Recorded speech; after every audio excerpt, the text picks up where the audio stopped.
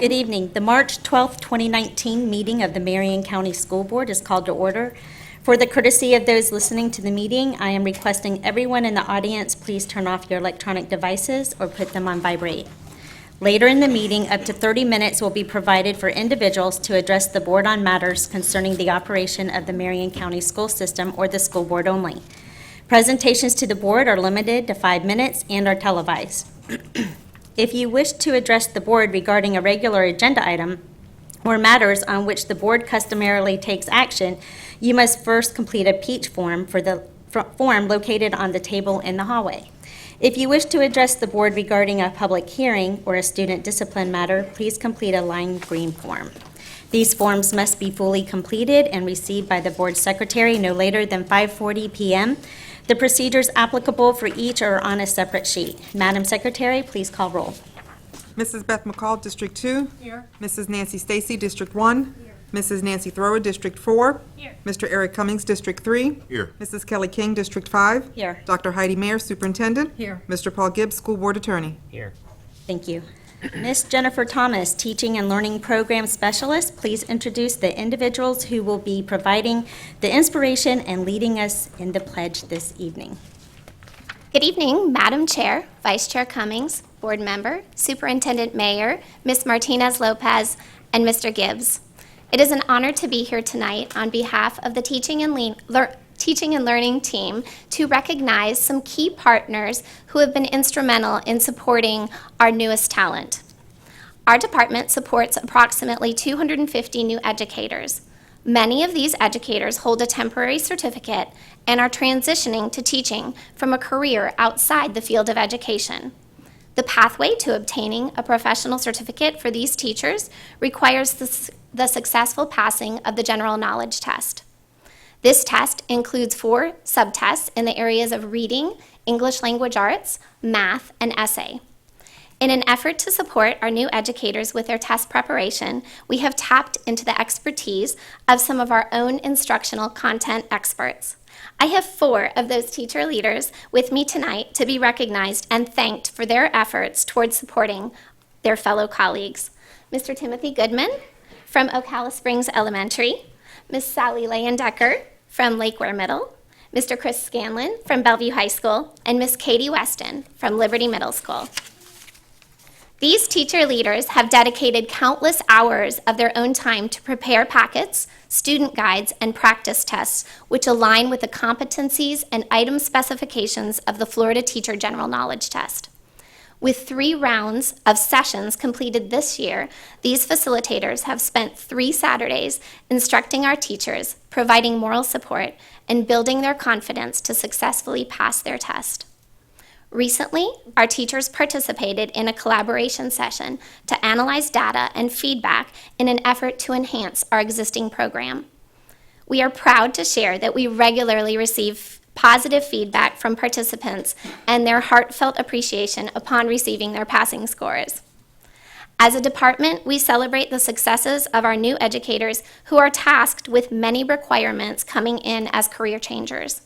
We guide and support them in their journey through our teacher support program or our alternative certification pathway.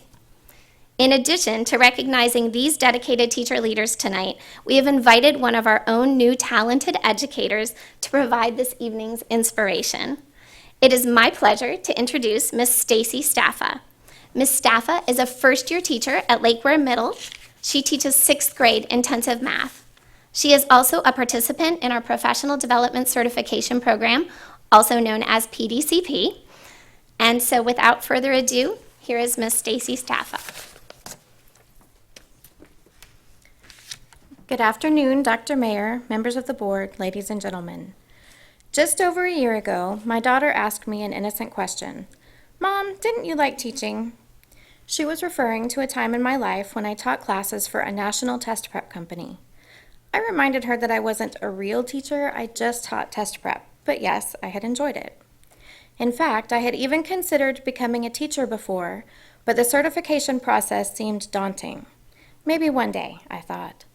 My daughter's question stuck with me though, so I did some research and thought that pursuing a new career in teaching was possible. I decided that one day was now. I'm so glad that I made that decision because it changed my life. Late last summer, I had an opportunity to interview with Mr. Green at Lake Weir Middle School.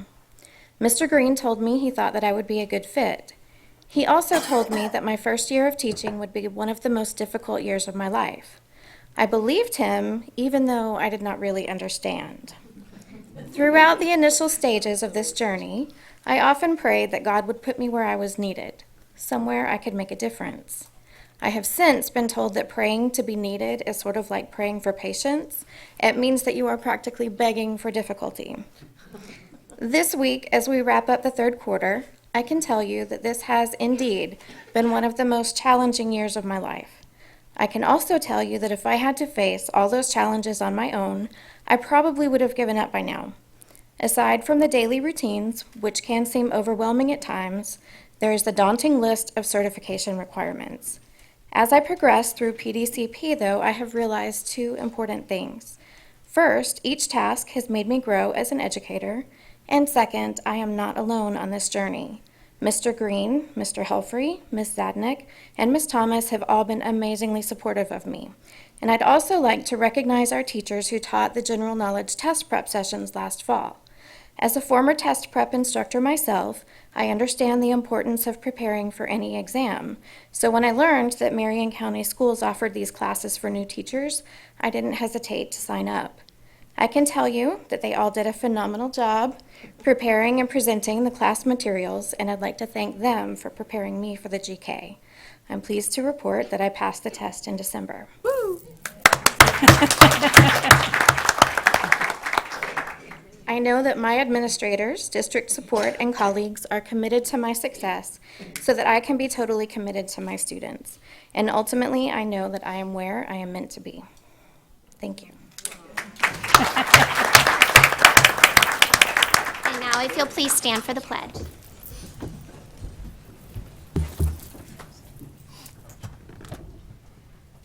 I pledge allegiance to the flag of the United States of America and to the republic for which it stands, one nation, under God, indivisible, with liberty and justice for all.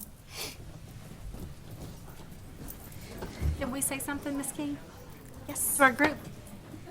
Before you leave, can we make? I'd like to we have make a board one member that would comment. like to make a comment. Not being an educator myself, and I'm sitting amongst educators up here, I just never ceases to amaze me how teachers work together and how they have each other, they cover each other's anatomy. They just, it's, coming from the business world, it's so foreign for me. Even though I've been an activist in the school system for 30 years, I still am impressed and amazed at teachers. Thank you for all you do.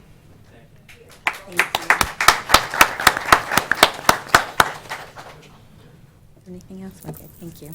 Dr. Mayer.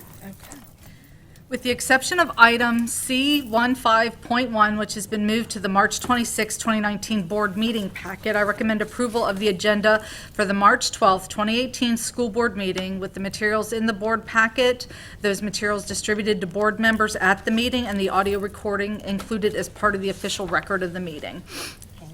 May I have a motion on the superintendent's recommendation? So moved. Second. Moved by Ms. McCall, second by Mr. Cummings. All those in favor signify by voting aye, and those that oppose, like sign.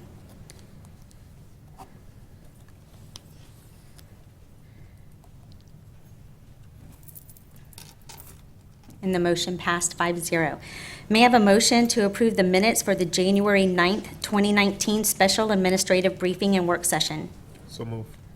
Second. Moved by Mr. Cummings, second by Ms. McCall. Are there any additions or corrections to the minutes? Seeing none, all those in favor signify by voting aye, and those that oppose, like sign. And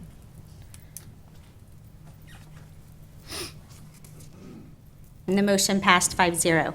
May I have a motion to approve the minutes for the January 16th, 2019 special administrative briefing and work session? So moved. Second. Moved by Ms. Thrower, second by Mr. Cummings. Are there any additions or corrections? Seeing none, All those in favor signify by voting aye.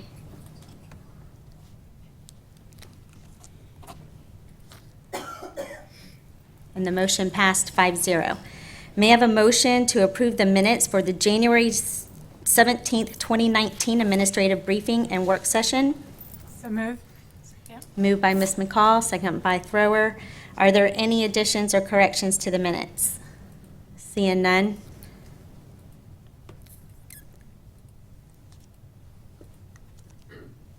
All those in favor signify by voting aye.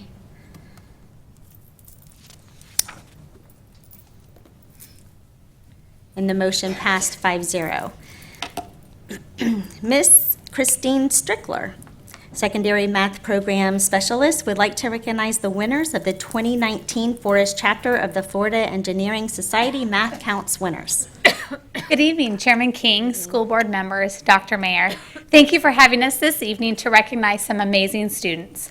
On Saturday, February 2nd, dozens of middle school students from Marion County converged at Maplewood Elementary to participate in the Regional Math Counts competition. The Forest Chapter of the Florida Engineering Society sponsors Math Counts, and Tillman and Associates Engineering do an amazing job of helping coordinate this all-day event. The object of this competition is to solve math equations and word problems quickly and accurately. The Math Counts competition consists of 5 timed rounds. There is an individual student sprint round without calculators, the individual student target round with calculators, the team round, the fast-paced oral competition called the Cipher Match, and the countdown round, which ranks the top 10 finalists in the oral competition. Teams from Bellevue, Donnellan, Fort King, Howard, Liberty, Lake Weir, North Marion, and Osceola Middle Schools, Fort McCoy and Horizon Academy Combination Schools, and Blessed Trinity participated in this year's event. The top 10 individuals, the top Cipher team, and the top 2 overall teams received awards at the event. The top 2 overall teams will move on to represent Marion County at the state competition held in Orlando on March 22nd. It is time for us to meet these amazing students and their coaches. So the top 10 individuals, in 10th place is Christoph Tank from North Marion Middle School. In 9th place, Kaylee Moon from Fort King Middle School.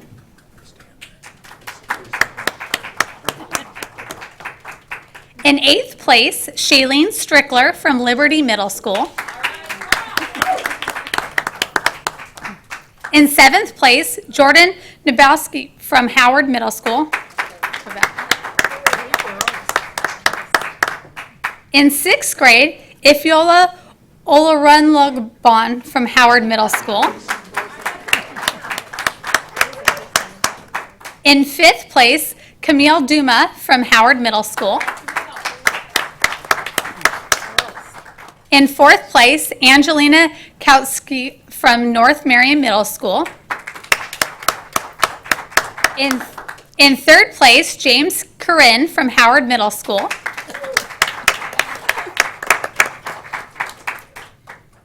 In 2nd place, Raghuv Nadar from Howard Middle School. And our 1st place winner is Vivek Sandrapati from Howard Middle School. Let's give these students a round of applause.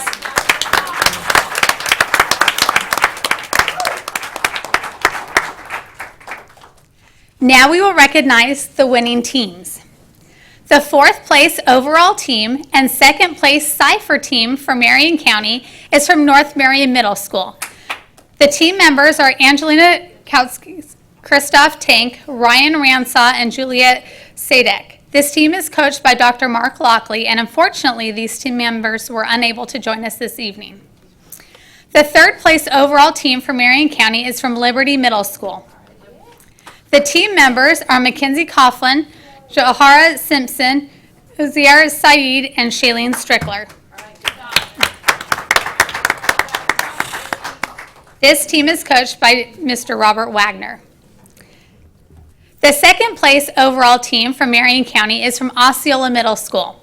The team members are Daisy Jones, Jacob Brewer, Luke Myers, and Cole Campbell. This team is coached by Miss Stacy Buckhalter.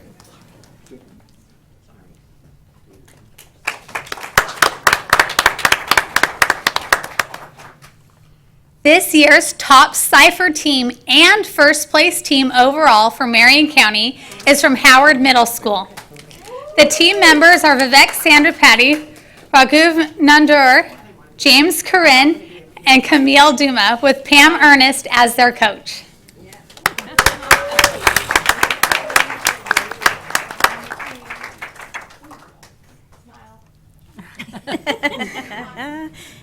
It's not her first. We wish these students and coaches for the teams from Osceola and Howard Middle School the best as they compete next week at the State Math Counts competition. Let's give these students and their families a round of applause for their dedication and accomplishments.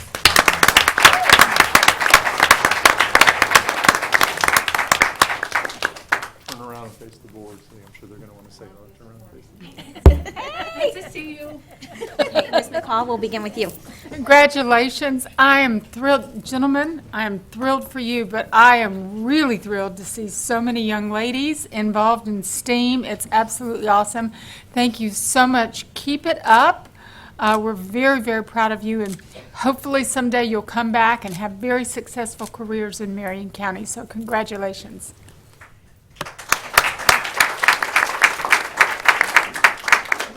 And I would like to say congratulations, and you're right, Ms. McCall. It's great to see the girls stepping up in math. I have a daughter that's an engineer, so I support girls in math for sure. And Pam? Yes, ma'am. Nice to see you, Nancy. We have just been best friends for so many years, and I see you doing all that you do with these math students. And I remember when you were not teaching, and I kept saying, we need you, when you were raising the kids. At Madison Street Academy. Exactly. You need to go back. You got to get back in the classroom. You're a math whiz, and thank you so much. I'm not a math whiz, but I do love children. Just like you. So I think she's a math whiz. So anyway, thank you for all you do as a teacher, and the other teachers that got these students where they are, because without the teachers and the parents, we wouldn't be having this kind of celebration tonight. So thank you so much. Congratulations. Oh my gosh, it's a team effort, isn't it? Y'all had to work together and learn together. You had your parents behind you, your schools behind you, all your friends behind you, and there's nowhere to go but up from here. So congratulations. Thank you for representing us so well. As everyone has said, congratulations to all of you. Math is that different language that a lot of us don't speak very well, but I'm just looking at you, and the best is yet to come, so continue to doing the good things that you're doing. You guys are doing a great job. Congratulations. I saw the boys sizing up a board member, I think, that are talking about the girls doing so well. I think all of you guys have done wonderful. I saw that. I was like, he's sizing up like. I'm very pleased that the boys, So they are pleased, but just, we don't normally see as many girls, so we're but proud. I'm very proud of And the best of luck. Is it next week?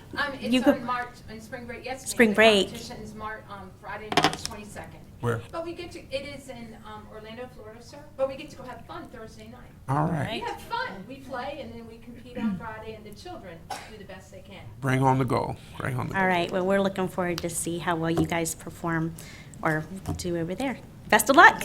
Thank you. And I attended math counts, and I was sitting in the back with the parents, because of the competition, the parents were isolated, they isolate the parents in the back, and I can't tell you how many questions we got incorrect, parents and I. And then we would look at each other, and then we'd sit there and try to figure it out, and by that time, y'all are on to 3 or 4 more questions that you all have done just fabulously on. So that was an exciting day. It really was, and it was so good to be there to support you, and good luck next week.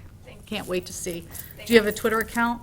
Do I have a Twitter? Yeah, we need to get you a Twitter. We'll talk to Mr. Christian. I've never been on. All right, we'll get you one.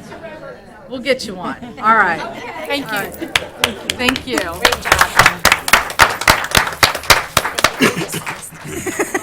Thank Thank you, Nice guys. to see you. See you. Okay, and I love your love of kids. And Dr. Heidi, thanks for your love of kids too. Yes, ma'am. I love that part of you. And all of you, thanks for loving kids. Okay, bye. And she has a bunch of them, so. She has a bunch of them herself. Okay. Miss Joanne Crowder from Fine Arts or actually not from, our Fine Arts Program Specialist, would like to recognize the partnership between Marion County Public Schools and the tax collector for the Kids Tag Art Program.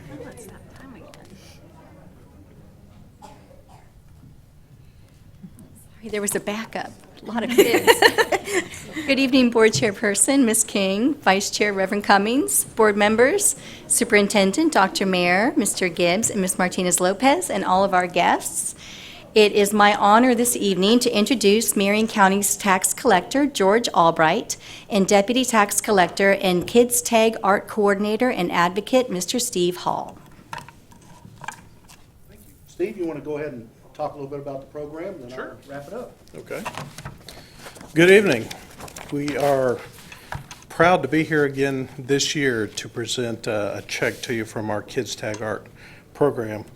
A little background for those who are not familiar, the Marion County Tax Collector's Office began a program in 2012 called Kids Tag Art. This program inspires fifth grade art students to design their own specialty plate, while at the same time learning about the practical application of the license plate art and how Florida's 100-plus specialty plates support worthy causes. Each school earns 100% of the proceeds from the sales of the Kids Tag Art program. After a printing cost, this year there was a share of $14,314 in sponsorship money. Our major sponsors this year were Jenkins Auto Group, Fine Arts of Ocala, Inc., the Florida Heart Research Foundation, and our sponsorship donations were from Community Bank and Trust and Scirocco Electric. In-kind sponsorships were received also from the Appleton Museum of Art, where we hold our ceremony at the end of the year for the awards of distinction, the Marion County Tax Collectors Charity Committee, and Woods Printing, who does all the printing of our plates.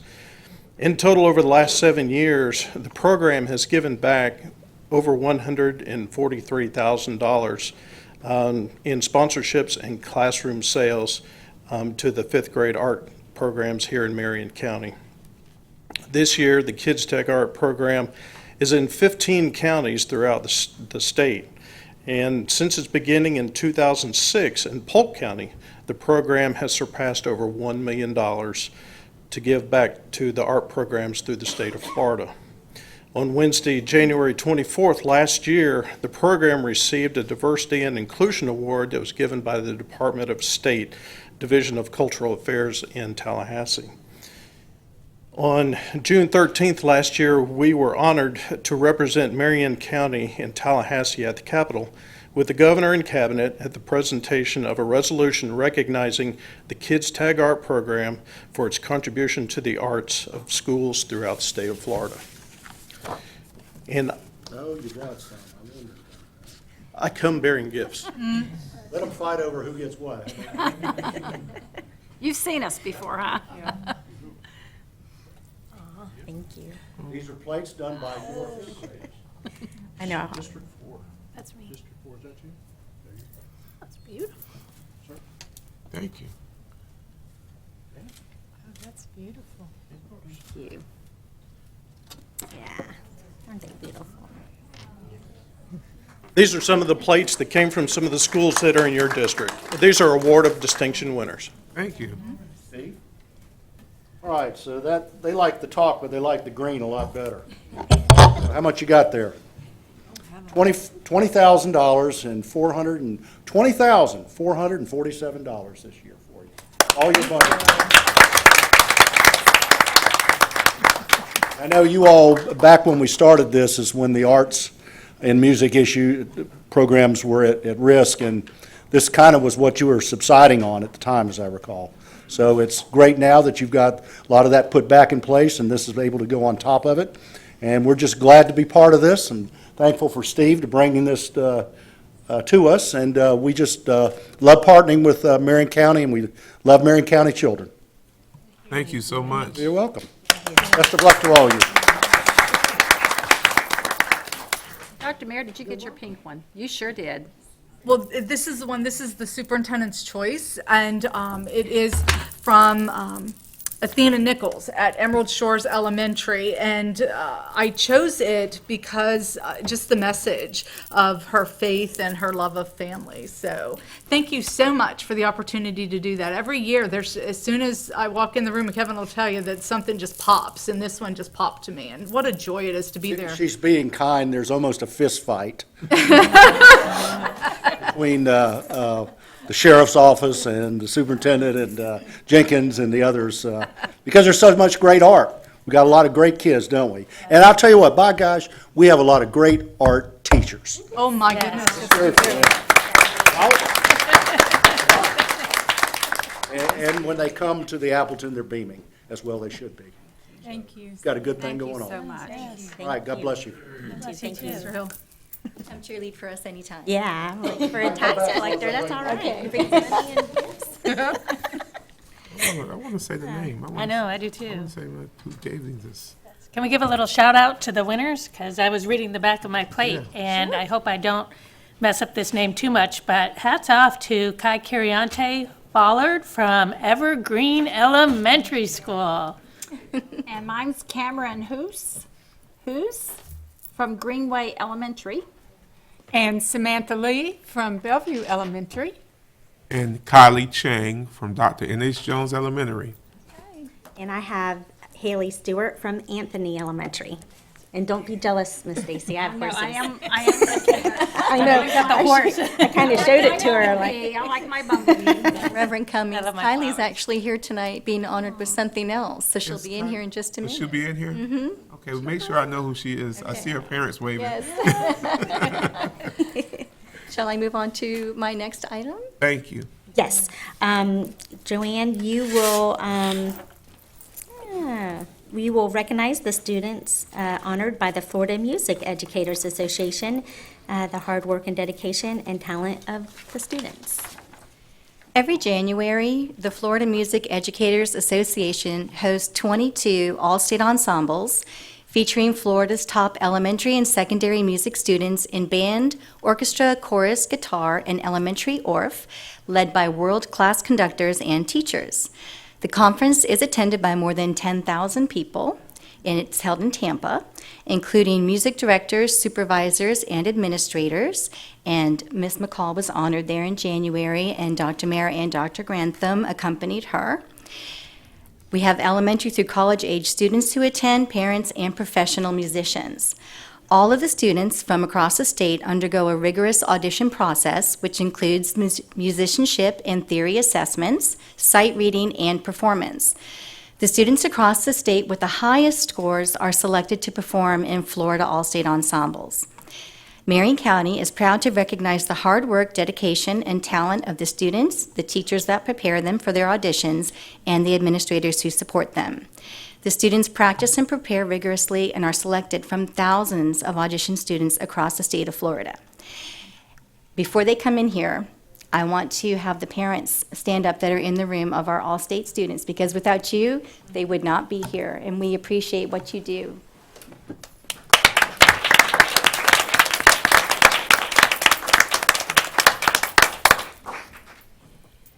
From Dr. N.H. Jones, we have Principal Ms. Jennifer Houle, music teacher Noko Wickline, and 3 elementary orff ensemble participants, Mallory Frines, Kylie Chang, and Chloe Peltz.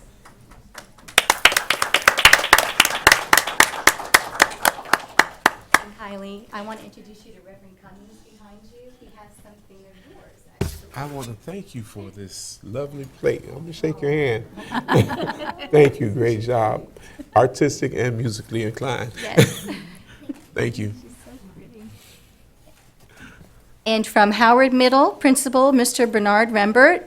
Band director is Miss Brittany Schofield, and the chorus teacher is Mr. Jonathan Adkins. From the Allstate Middle School Band, we have Alexander Rooks, who plays trombone.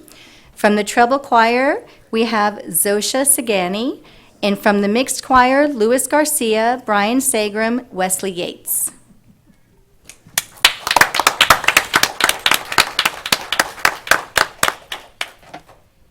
Bellevue High, the principal is Heather Guest, the band director is Ariel Reddick, and we had in the Allstate High School Honor Band, Caitlin Demento on alto sax. From Forest, principal Miss Elizabeth Brown, band teacher is Mr. David Jones, chorus teacher is Miss Jessica Mangerio, in the high school treble chorus, Taylor Warren, and the high school Allstate concert band, Michael Jagello on trumpet.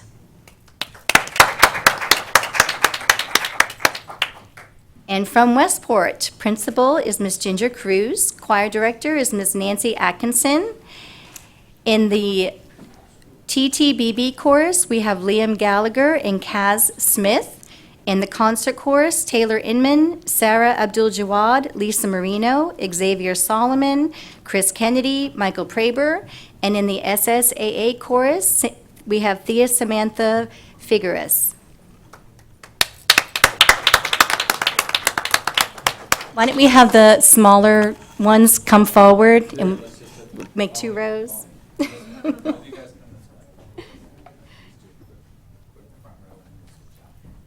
Okay.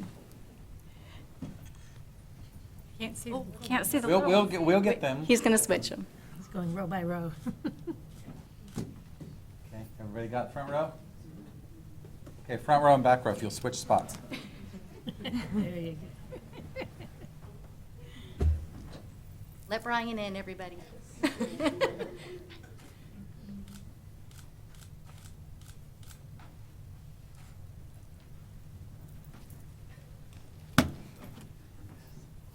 And I just want to take some bragging rights. Raise your hand if I was ever your choir director.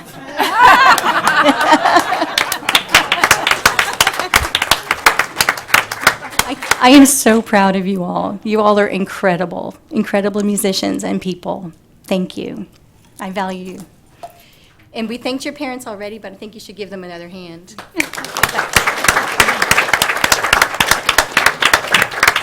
You're going to turn around and face the board members. They may have some questions for you.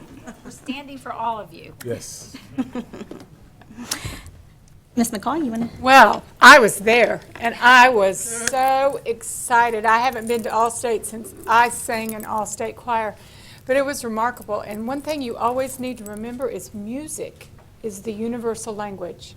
No matter what else is going on in the world, music connects everybody. It always has, and it always will. And music you will have your entire lives. Congratulations. Keep singing and keep playing. Thank you. And I think Ms. McCall said it all. I couldn't say it any better. It's something that animals love it, children love it, elderly people love it. It's, like you said, it's just a language we all understand, and we don't have to say a word. It just says it all. Thank you for all you do, and thank you, teachers and parents. It takes a lot for the parents to get their children to some of these events and some of the things that they have to do, and we're so appreciative. We're so appreciative to the taxpayers for giving us the opportunity to, again, have the music programs that we enjoyed when we were in school. We had beautiful choruses and great bands and choirs when I was in school, and it just dismayed me so when it all went away. And I'm so thankful for everything that everyone did. Ms. McCall, you did a lot to help the community make sure this referendum passed, and I think we should all appreciate you for all the work you did. And she went over and beyond the call of duty to get that referendum passed, and it passed amazingly. And so, so we appreciate that, and we thank you for all you do in your school. And it's such a neat thing, that such camaraderie that musicians have with one another. And that's what's so beautiful. You all understand one another, don't you? You all understand one another, yeah.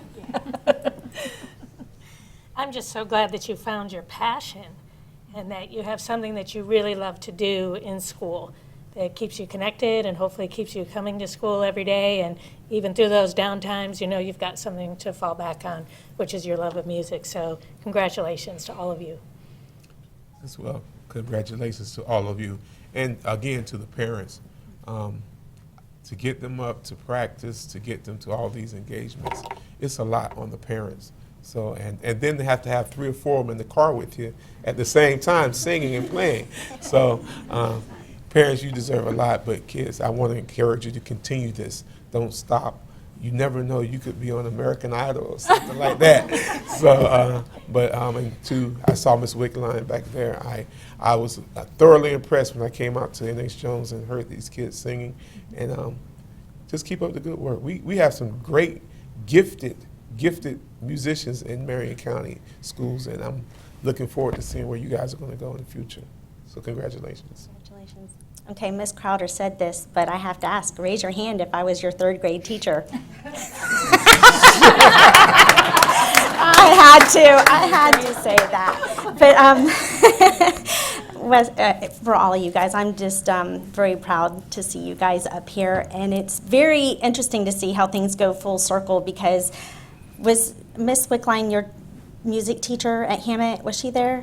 Or no? You think so? So actually, Miss Wickline had you in elementary school, and it's just neat to see the talent. And Miss Wickline is awesome. I know that firsthand, and so is Wesley. But I'm sure all you guys are too. So thank you. And thank you, guys.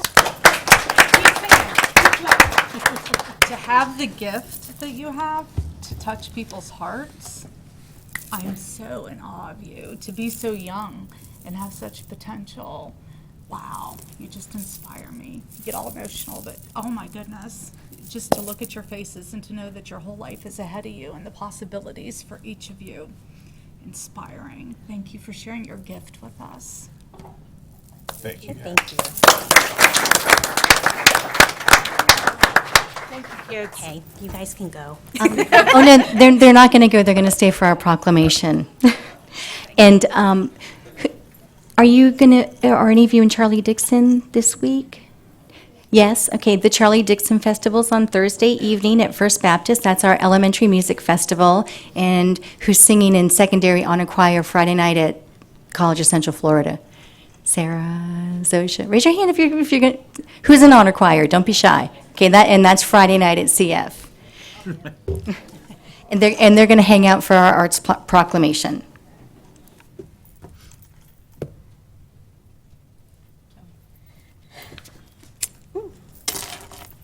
Mr. Kevin Christian, Public Relations Officer and TV Media Productions Director, and Mrs. Crowder, please, whoops.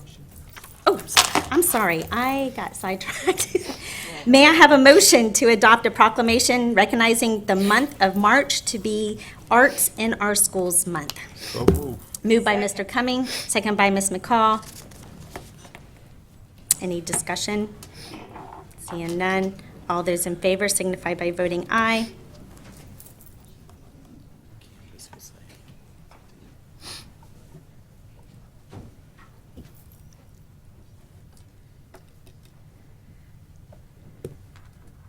And the motion passed 5-0. Mr. Kevin Christian, Public Relations Officer and TV Media Productions Director, and Mrs. Crowder, please come forward for reading and the presentation of the proclamation. And Madam Chair, because of this distinguished group that stands in front of me, I would also like to add to my title, fellow musician.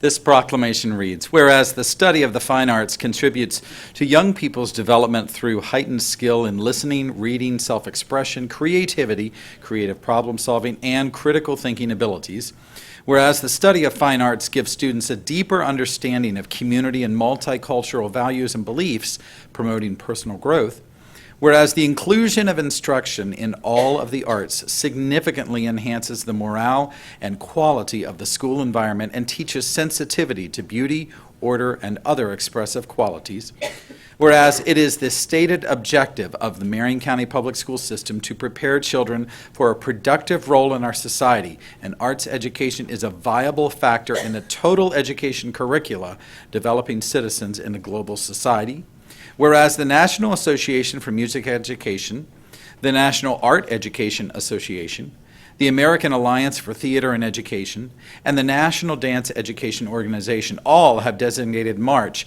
as Arts in Our Schools Month.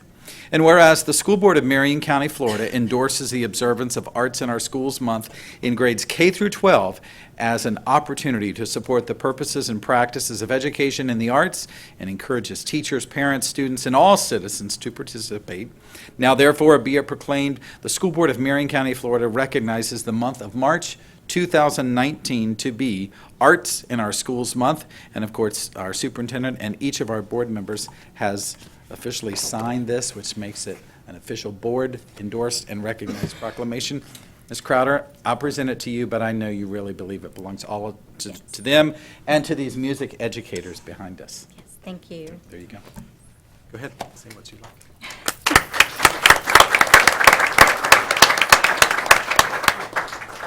I would like to personally thank our school board and superintendent for your support of fine arts and for your commitment to providing a well-rounded, inclusive arts program for Marion County students. With your support, our departments have grown beyond measure, and you have provided much-needed support for our programs and our community partnerships, and every time I've come to you with something, you've just said, what else do you need? What else can we do for you? And I appreciate it. I know our students appreciate, and our teachers and parents and community. And again, Ms. McCall, it was a pleasure working with you to get that referendum passed. You are a powerhouse. So thank you to our taxpayers as well for supporting the arts.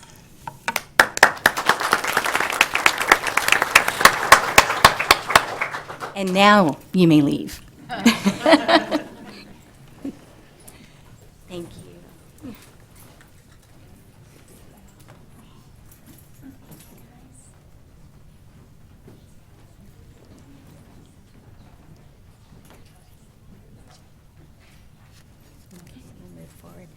May I have a motion to approve resolution number 19-02, authorizing the lease purchase of school buses and related GPS and diagnostic equipment from Bank of America Public Capital Corp. So move.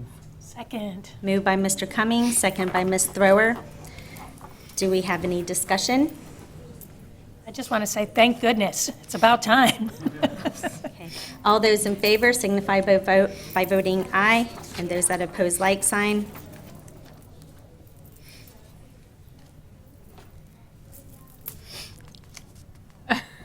And the motion passed 5-0.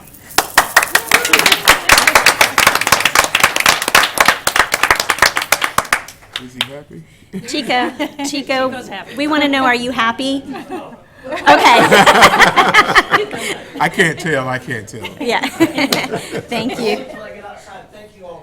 Thank you. Thank you. Thank you. All right. Dr. Mayer, you have a State of the Schools update for us. Yes, ma'am. Mr. McGowan, the Director of School Counseling and Assessment, is going to come forward, and with him will be our 3 area directors, Ms. Keinert for Area 1, Mr. Curley, Area 2, and Mr. Whitehouse, Area 3. And my sense is they're trying to make it through the big happy crowd in the lobby. There they are. Okay. Go ahead.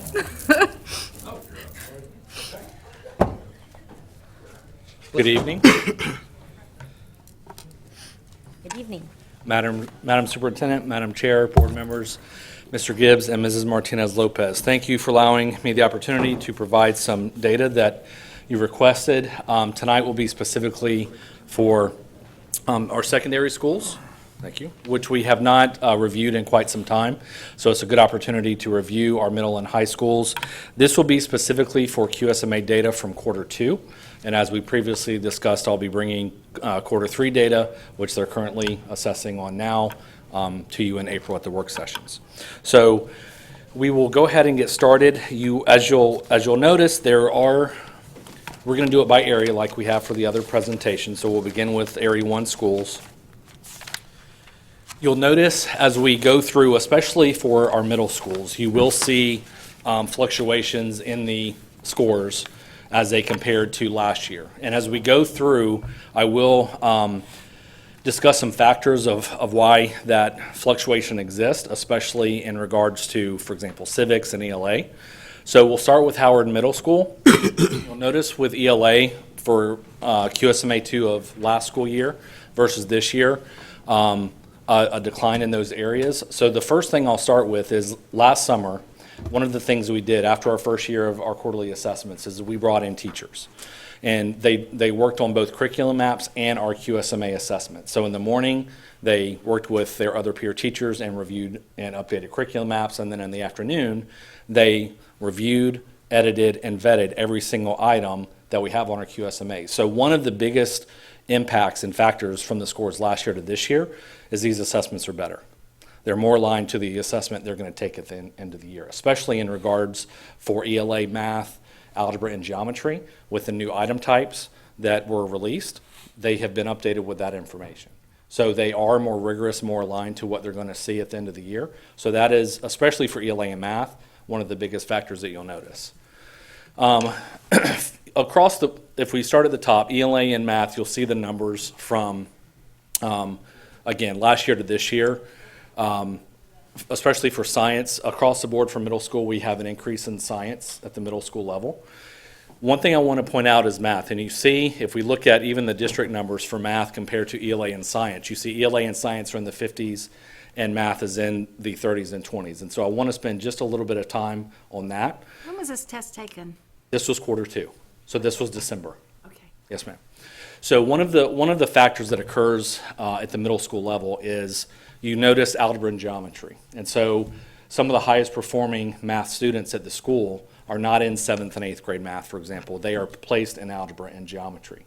And so you'll notice the scores, the averages for algebra and geometry as compared to math. So that is a significant reason, if you just look in general as a whole with the numbers, why ELA and science look dramatically different from math, especially in 7th and 8th grade when there's a decline there from what you see there in algebra and geometry.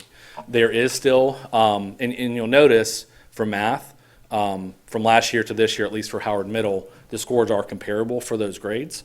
But across the board in algebra for all middle schools, we have seen an increase. And not only have we seen an increase in their scores, but we've also seen an increase in the number of students participating in algebra and geometry at the middle school level. From my discussion earlier today, it was by maybe 300 or 400 students. Over the last couple of years, we've increased students enrolled in those. So not only are more students participating, but the average for those assessments are going up too. So although math, you would notice, is low, that is, in terms of a school grade, all those are put together. There's one math component. It's not separated out by subject area. So they do equal each other out, if you will, when you combine all those math subjects together. Another thing I want to point out before we move more quickly through the schools is geometry is still pretty much the same in terms of scores from last year to this year. And civics, you will notice, except for I believe one middle school that maintained, you will see a decline in that. And that is not, again, because I think of any difference of the learning taking place. It is that curriculum map from last year to this year completely changed. Units were shifted from being taught at some points of the year to others. For example, one of the easiest units in the civics curriculum that was at the beginning of the year and assessed at early in the year is moved back to one of the last things on the curriculum map. So it has not even been assessed yet. And it probably won't because it'll be taught in the fourth quarter. So you will see a decline. It's not a huge decline as we move from school to school, but you will see a decline. So not only were the items reviewed for more accuracy, more alignment to the state assessment, but that curriculum map changed as well, and that's specific to civics. So we're not comparing apples to apples here at all? I wouldn't say not at all. I mean, it is, again, we improved it. It's not like it's a different format of assessment, or it went from a really short test to a long test, and a lot of the questions are the same questions, just improved. So I don't think it would be fair to say it's completely not comparable. I would say that it's definitely more aligned to what they'll see, though. And just like with elementary, we've had the discussion with the item types that were recently released just in the fall in October for ELA and math. They are much more difficult.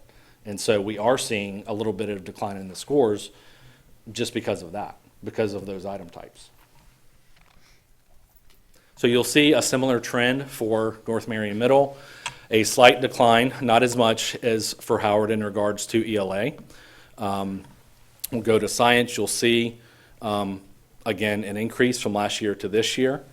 And math, again, a little drop for sixth grade and seventh grade, but the same with eighth grade. But you'll notice the large gains with algebra. So last year, 34 average, 50 average this year. Geometry is still maintaining, and then you will see a slight drop in civics from last year to this. So high school, a little bit different. You'll see 2 additional subjects, biology and U.S. history. Obviously, that is unique for our high schools. You'll notice across the board as we review our 7 high schools that there's a lot more consistency from last year to this year.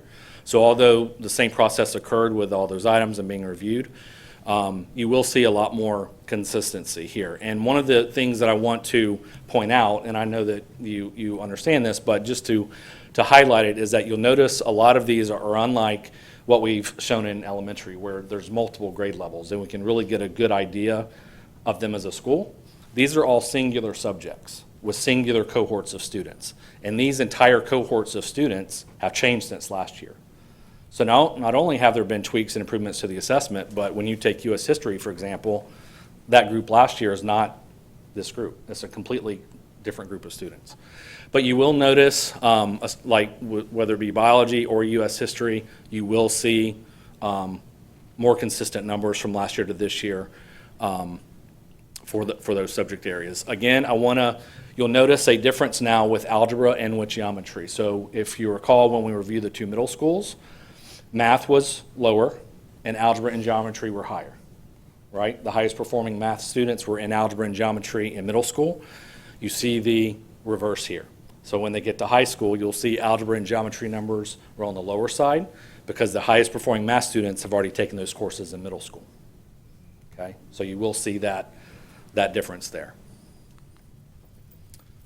Vanguard High School.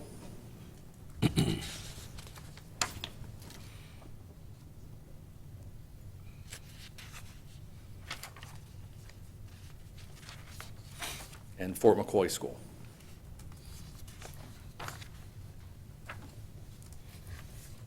So similar trends, a decline in ELA, an increase for the most part in science except for 7th grade, fairly consistent in math and an increase in algebra, and a slight decline in civics. And again, for middle schools, that will be the trend that you will see. We'll move to Area 2 schools, Bellevue Middle. So they don't offer geometry there? At Bellevue Middle, no ma'am. So I want to say only 4 or 5 of our middle schools offer geometry.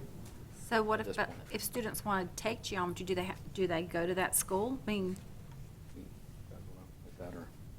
Yeah, so a lot of our schools this year are venturing into branching out to adding 7th graders into algebra. In the past, a lot of schools only focused on those 8th graders because they weren't as confident that 7th graders are ready, but we've really expanded the offerings of algebra, which has included more 7th graders. So next year, you'll see more geometry offerings in a lot of our middle schools to compensate for those 7th graders taking it. that way, then students living in the different areas would have equal access to the programs. Yes, absolutely, and that's our goal with this. And I believe you'll see an example of that coming up as well. Fort King Middle School.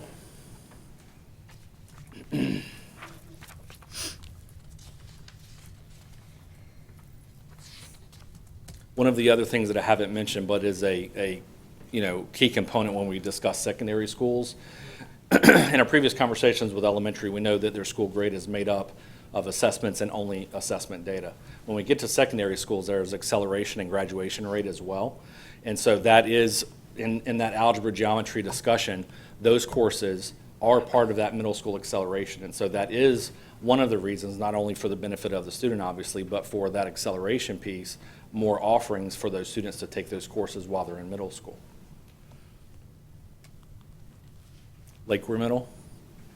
Again, the same trend is really consistent with middle schools. Increase in algebra, a slight drop in civics, and science with an increase. So Osceola Middle is one of our schools that offers geometry. And that is great for the students that are STEM students that want to go on into engineering and things, you know. I'm kind of concerned that we don't have it at all the middle schools. I'm glad we're moving in that direction. It does provide opportunities for them for higher math. and Most high- definitely, and this presentation is long overdue, thank you. You're welcome. Because I did not even know that we didn't have geometry at all of our middle schools. Bellevue High School.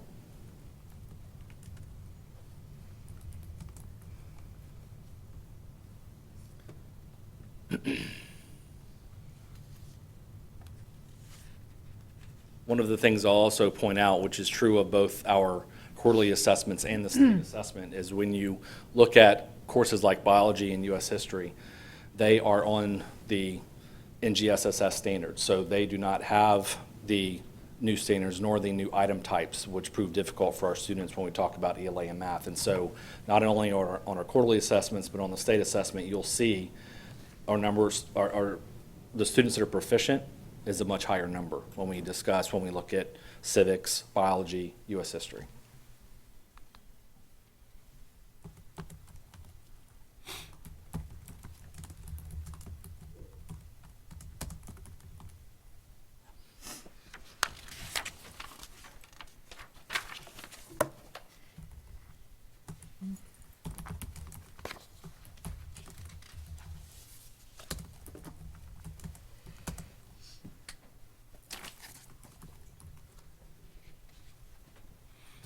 Area 3 schools, we'll begin with Donnellan Middle School.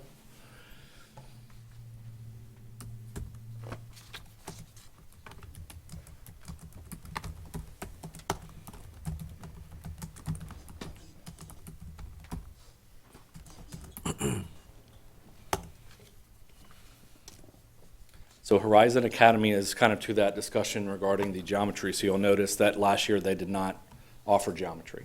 And this year they are. So that was a school that we're headed in that added it. direction. Mhm. Yes, ma'am. Because that, for students that are interested in engineering and that sort of thing, I mean, it just gives them such a jump to be able to move on into calculus, which they wouldn't have room for possibly otherwise. By the time they did Correct. algebra, geometry, they did geometry and honors algebra 2 and then calculus. And this is very important to our math students that we have this at our elementary, our middle In school. my experience as well, those students who had that opportunity in middle school were the students who were prepared for those, the IB, ACE, dual enrollment programs. I know from my experience when dual enrollment would, they could begin that the summer of their 10th grade year. Those students that were in geometry or algebra 2 their 9th grade year, taking the assessment to get into dual enrollment, they were definitely set up for success after having that background. Oh, two of my 3 kids knocked out algebra and geometry in middle school and didn't even have it in high school. They went straight into honors algebra 2 in 9th grade.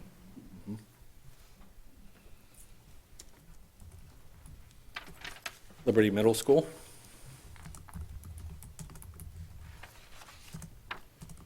So just in regards to civics, this is the one middle school that, at least in civics, did not decline like the other schools. So even with that change to the curriculum map and the assessment, that they are maintaining where they're at. And from what I hear, they have fantastic instruction in those classrooms. And so they are maintaining where they were at with civics and following the same trend as others with large gains in algebra, even though adding more courses for that, more offerings. Donnellan High School.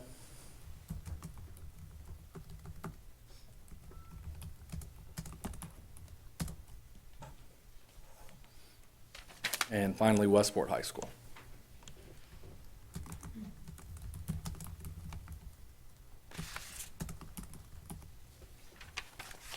So as a whole, I think you'll see that with our middle schools, there is a fluctuation. There were some changes and improvements to those assessments. We have some that are down where they were last year, some that were up. I think there's a lot more consistency at the high school. But I think another thing to keep in mind is with that, especially when we talk high school, the graduation rate and the acceleration rate, that is 2 very big pieces of their school grade that isn't reflected here, that, is a huge factor. So, any questions? Do you have any questions? No, thank you. And you should also have the attendance and discipline. I emailed that to you prior to the board meeting starting, so you should have that as well. Thank you. So third quarter should be more of a reflection? It should, and one of the things I'm going to do when I come back to you in April at the work session, since we'll have a little bit more time, is because it's the end of the third quarter, I'm going to do a summative view as well. Okay. And look at all 3 quarters together, which is going to be a more comprehensive view, because this is one data point, right? This is 2 months ago. This is one look in time, and so when I come back to you, I'm going to show you the same way, just quarter 3, but then I'll put it all together so we can have a better picture of So where we can we're at. see how they went from quarter 2 to quarter 3. Yes, You're ma'am. going to show us that. Okay. Yes, ma'am. Thank you. Thank you. You're welcome. And thank you again for moving that math into the middle schools. I know there are some districts that don't do that because it does affect the high school when you're moving geometry into middle school. And I appreciate whoever, Dr. Mayer, whoever's baby this is, for moving geometry into the middle school, because for STEM students, it's absolutely a plus for them to move forward and not be held back. So thank you. And that access to Algebra 1 for more students in middle school is very important too, because I remember really having to lobby and advocate to get our youngest into Algebra 1, and he ended up doing really well. It took a lot of work and tutoring and partnership and that kind of thing. Ms. Buha at Howard Middle was great, but it set him up very well for Westport, which continues to do very well. Yep, thank you. Thank you. Thanks. I will now ask the school board's attorney to explain the rules governing persons who wish to address the school board tonight. Good evening. In compliance with Section 286.0114 of Florida statutes, the school board has adopted uniform procedures for public speakers who wish to speak at tonight's meeting, either regarding one of tonight's agenda items or a matter relating to the operations of the school district. These procedures will ensure the public has a reasonable opportunity to be heard on school board and school district matters. A written summary of these procedures is available from the table in the hallway. Public speaker forms are also located on the same table. The completed forms were due to the school board secretary no later than 5:40 p.m. Tonight's speakers will be called prior to the business portion of the school board's meeting in the order of receipt by the school board secretary. Before you begin speaking, please state your full name and address for the record and spell your last name. Each speaker will have 5 minutes of time. However, if there are more than 5 persons who wish to speak, the board may seek consensus to limit each speaker's time to 3 minutes. When the speaker has 1 minute remaining, the speaker will receive a visual notice to complete his or her comments. Speakers may not yield their time to other people. Speakers and meeting attendees are expected to conduct themselves in a respectful manner. Therefore, verbal attacks and profanity are strictly prohibited. Pursuant to the procedures for public comments, item number 6, speakers are not to identify specific individuals other than themselves or their child unless the statement is provided 24 hours in advance. If there are matters dealing with student discipline, including expulsions, they will be scheduled at the conclusion of the televised portion of this meeting. Parents may address the board regarding a discipline matter at that time. To ensure student privacy, only a parent or guardian may use a student's first or last name. Identifying references to or identification of other students and/or their families are also strictly prohibited. Thank you for your attention to the board's rules. Thank you, Ms. Elena. Yes, we have one televised and one off-air. Mr. Chris Altabello?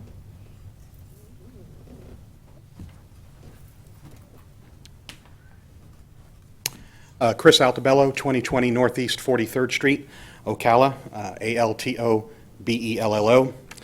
Good evening, Madam Chair, Madam Superintendent, board members. It's always a privilege to come up here and advocate for our public school children and the Marion Education Association and Marion Essential Support personnel. On Tuesday, March 5th, the Florida legislature was called into session for the start of what will likely be a tumultuous and hectic 60 days. The session began with the annual state address by Governor DeSantis. The governor called on the legislature to be bold in their actions. Be bold in championing economic opportunity. Be bold in protecting Florida's environment. Be bold in improving education. Be bold in defending the safety of our communities. Be bold because while perfection is not attainable, if we aim high, we can achieve excellence, he said. We would encourage the governor and legislature to be bold as well during this legislative session. We would suggest that they boldly increase the per pupil funding by 10% or $743 so we can begin to reach pre-recession era levels adjusted for inflation. They boldly prioritize student learning over high-stakes testing. They boldly invest in public education so our teachers and education staff professionals can rise above 45th and 47th in the nation in pay, respectively. They boldly invest in the schools where 90% of our students learn and provide support for expanding wraparound services and community schools. They boldly ensure that education staff professionals have up-to-date training on best practices for instructional support and the health and safety of our students in our schools. They boldly and fully fund the cost of legislative mandates, including safe schools and transportation costs. They boldly restore the professionalism in teaching careers and allow multi-year contracts, which would help end what some are calling Florida's silent strike. And they should boldly demand that if a private and/or charter school is to receive public dollars, that they are held to the same accountability measures as neighborhood public schools. Lastly, we ask you, our local elected leaders, to act boldly in representing our public school children and the thousands that are charged with providing the educational needs they so rightly deserve. Surely there are more than 2 areas, as indicated in your legislative agenda, that must be addressed if we are to offer a high-quality public education to our children. The members of the MEA and the MESP stand ready to partner with you. Let's all be bold this legislative session and advocate for a renewed commitment to our public school system. I can think of 43,000 reasons why. Thank you.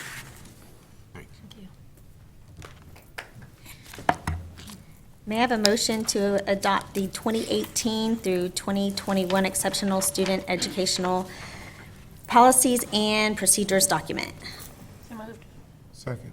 Moved by Ms. Thrower, second by Mr. Cummings. Dr. Mayer? This document complies with Florida statute requiring proposed procedures for the provisions of special instructions and services for exceptional student be provided to the Department of Education. Thank you. Sorry. I declare a public hearing. Is there anyone present who wishes to address the 2018 through 2021 Exceptional Student Education Policies and Procedures? Seeing none. I should have looked at you. I was looking out there. All right, all those in favor signify by voting aye. And those that oppose, like sign.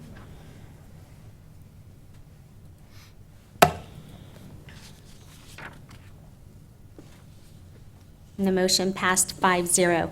May I have a motion to approve the 2018-2019 recommended instructional materials for adoption of 11 specified courses? Dr.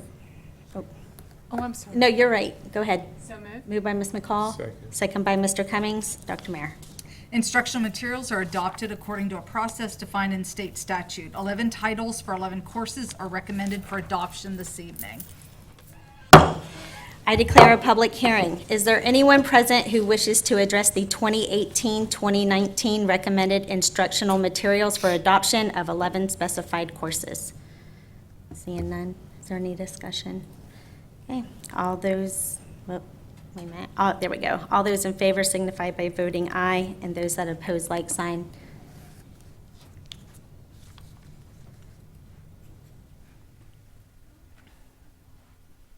And the motion passed 5-0. May I have a motion to approve consent agenda items C11.1-C18.2 with the exception of item C15.1, 2019 through 2020 school level staffing plan, which has been withdrawn and placed on the March 26, 2019 board meeting packet. So move. Moved by Mr. Cummings. Second. Second by Ms. Thrower.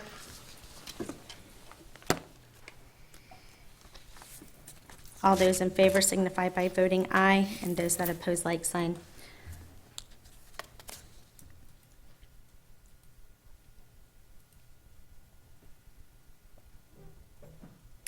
The motion passed 5-0. May I have a motion to approve the deductive change order number 1, amendment number 2, to return unspent funds concerning roof replacement at Hillcrest School in the amount of $126,953.60. So moved. Moved by Ms. McCall, Second. second by Mr. Cummings. Do we have any discussion? Seeing none, all those in favor signify by voting aye, and those that oppose, like sign.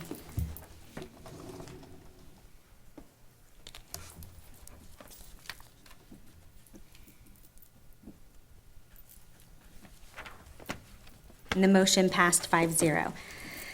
May I have a motion to approve the following cash or tangible donations that have a total value of $13,300. $3,000 to Forest High School from Ocala Jeep Club of Florida, $2,500 to Hillcrest School from their business partner Ocala Marion County Association of Realtors via Public Education Foundation of Marion County, $5,000 to Stanton Weirsdale Elementary School from Lowe's Toolbox for Education, care of PTO Today.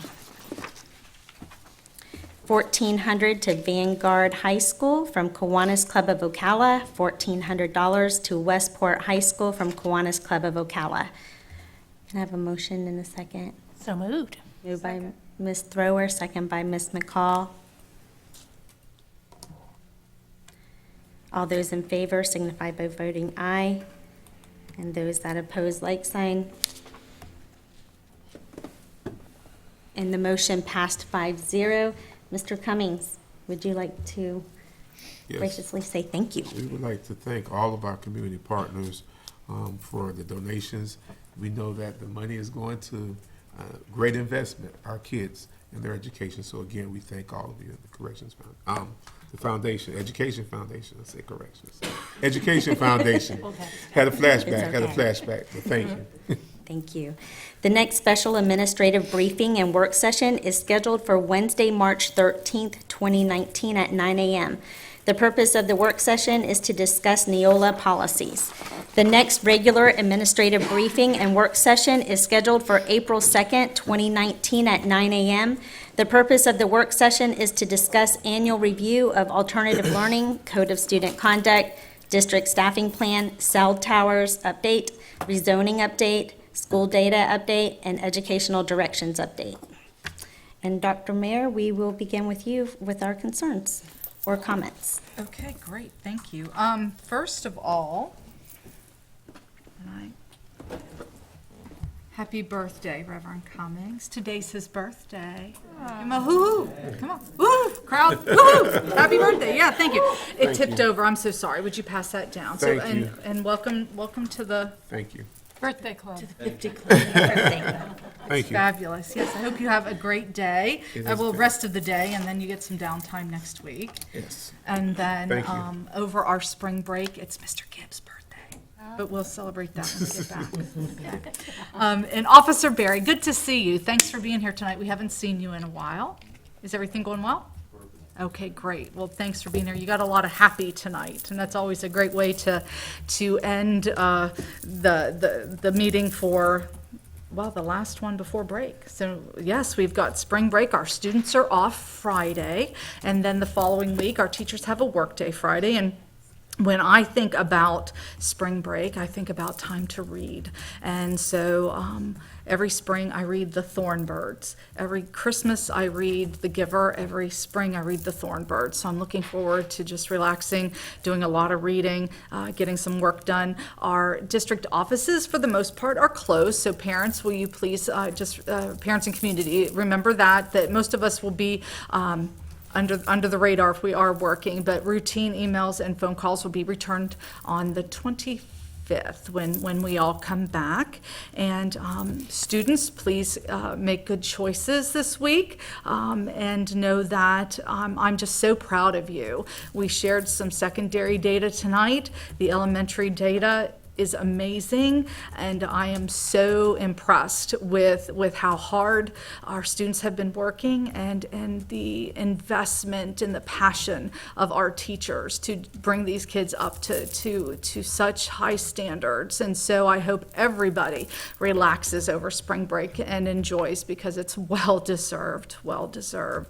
And over spring break too, I hope everybody reads, and we will be doing another reading challenge. Remember, we had a reading challenge just for elementary over Christmas break. Well, over spring break, we have a reading challenge for everybody. So here's a bookmark. I'll pass these down for you all, and if you'll take, that's for our K-5. Our K-5 students will be reading over the break, and lots of prizes too for reading and for lots of different things. It's called the March Madness Reading Challenge, and even on the first day, this Friday, there's even a prize for the student who reads the most on that day, and then various prizes throughout the week. And then our secondary students, our grades 6 to 12 students, they will also be doing a reading challenge, but they'll be working through research on the Gale database, and they're actually completing a bracket. And work with me here, because Miss McCall, you may have to step in here, because basketball's, I'm still learning basketball. So the bracket that you see for March Madness, well, they'll be filling in that bracket as they read and research. Then they'll be turning that into our secondary media specialists, who will compile those and then get it down to our district folks. Jen Leeds and Carrie Renfro are taking the lead on that. So a huge thanks to our secondary media specialists for stepping in and helping with that as well. So everybody will be reading and doing great things over the break, and then the prize patrol will start on April 8th, passing those out. So we look forward to that. So I shared with you a letter that I received from the Marjorie Stoneman Douglas Commission last week, and I wanted to bring that to your attention again tonight for just a tad of discussion. So just for your review as we have this discussion, I'll pass that down to y'all. So I received the letter from the Marjorie Stoneman Douglas High School Public Safety Commission last Friday. We had an internal discussion Monday about it, reaching out to you all as well. So this letter urges us to submit plans for hiring guardians at our schools as defined by the Aaron Feist School Guardian Program in state statute. What is what is of concern is that there is a deadline for a grant to help fund the Guardian program that our sheriff must submit, and that deadline is April 1st. And again, we didn't receive this letter. It's dated the 6th of March. I didn't receive it until the 8th, and again, we had a meeting Monday. So that timeline is of concern to me, that we provide whatever information the sheriff may need as he moves forward. And I wanted to bring something up to you two to look at. We want to inform all of our employees that they could submit an application to be a guardian. I need you to take a look at this, please. And what I need you to look at is the deadline for this. Ms. Boston Ellis and Mr. McFadden, could you come up? Because I need you to work with me here on this. So there are two ways of thinking of this, and Dr. Grantham and I had great discussion about this. My initial thought was, as you see, it's highlighted, there's no deadline where it says, turn in your application by this date. My thought is, okay, if we're going to get all this information to our sheriff, we would need the applications back by Monday the 25th. And in my mind, that gives folks enough time because we're on spring break. Dr. Grantham thinks that's not enough time, and as we talked it through, it may not be enough time because, we want folks to go on spring break and enjoy their spring break and not have to think about the legalities of if they want to even participate. So my suggestion is that, Ms. Boston Ellis, can you pass out that budget? If we submit a budget to the sheriff without names attached, and we can work on the date where the applications can be back. But if we submit this to the sheriff with us asking that he would consider the budget for 2 guardians at every elementary and 4 at every middle and high school, then that at least gives him numbers to work with. If he and you choose to up or change those numbers, it's broken down per guardian with all of the funding included. But to not give him a budget to work with prior to this deadline so he can make a decision, I think is not wise on our part. So with that, we could even delay the initial applications till perhaps the middle of the month, and that would give folks time to process and to think this through. So that's where I need your thoughts. Ms. Stacy? Can I address that? You know, I was fortunate that the School Board Association that I belong to, we had a great conference call with Mr. Pollock, who lost his daughter in the South Florida Marjorie Stoneman Douglas High School. And he was very, very serious about using as many people in our schools as we could possibly use in the Guardian program, very, very supportive of it.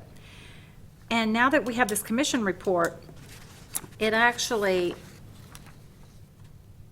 they got together, they put a lot of work into this for a reason, to give us some guidance. And I'm seeing some information about, because I received this and reviewed it as I was requested when it came through the email by Dr. Mayer or someone that sent it to us, I think it was Dr. Mayer, that we review it before tonight, and I did that. I'm concerned that we do need to have, we're going to be voting on this, I guess, in 2 weeks, the next board meeting. I believe we need to schedule an add-on workshop item to talk about this before we do this approval, because I'm looking at the money that we're going to spend for the SROs when we do have other options. And this document from the commission is clear. A lot of work was put into this, and we've been given a lot of guidance here. And by bringing it to us quickly, like Dr. Mayer did, it gives us an opportunity. We can schedule a tag-on workshop to see exactly what we want to do now that this is new information. Because every $100,000 we save goes into the child's education and back into our referendum dollars and that sort of thing. So I would like to ask the board to consider, and I asked Ms. Mayer, Dr. Mayer, if this is something that we could even do, and in fact, also Mr. McFadden, would it be helpful to go back and kind of have a little bit of another discussion about this before we sign on to the document that we were going to prepare for the next board meeting? You talking about the SRO contract? Uh-huh. That's a lot of money. Well, this is, I'm, as your safe school specialist, safe schools coordinator, director, it is my job just to make sure that you understand the options. We've talked about the SROs. We know they're there. We're paying for them. The letter basically tells us what we were trying to do earlier, back last year, back in April. It's very that loud. the board told us to hold off on and just get the SROs in there. We had a plan that wasn't accepted, and that's okay as long as we meet the mandates. But there are some things that we can do that we need to think about from the long term, because when you look at the mandates, they talk about some recurring funding and some non-recurring funding. And as long as the board knows, whatever you approve, whatever you do, that Dennis McFadden will be coming to you asking for money to do some other security upgrades. It has to be done. And if we use all of the money for the SROs, then it's going to really tag into our money that we have for our hardening and everything. Ms. King, can I? Ms. McCall? We had a discussion and we came to consensus and we shared with the sheriff and both chiefs that that's what we were going to do. I'm not willing to go back on our word for that.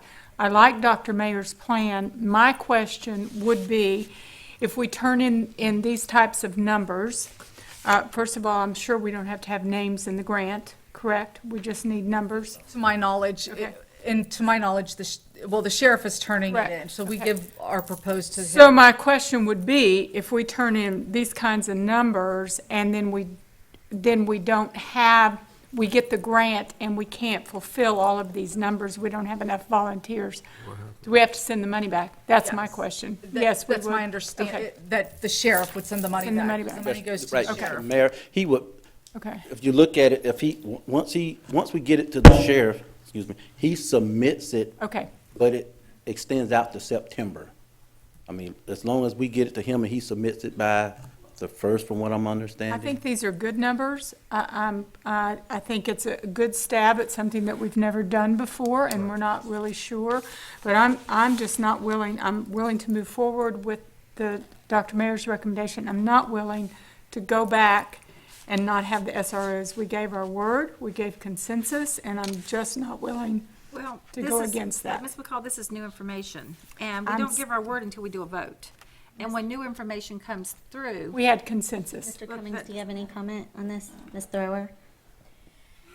I'm wondering what's going to happen in this current legislative session and what may change, what else might be provided.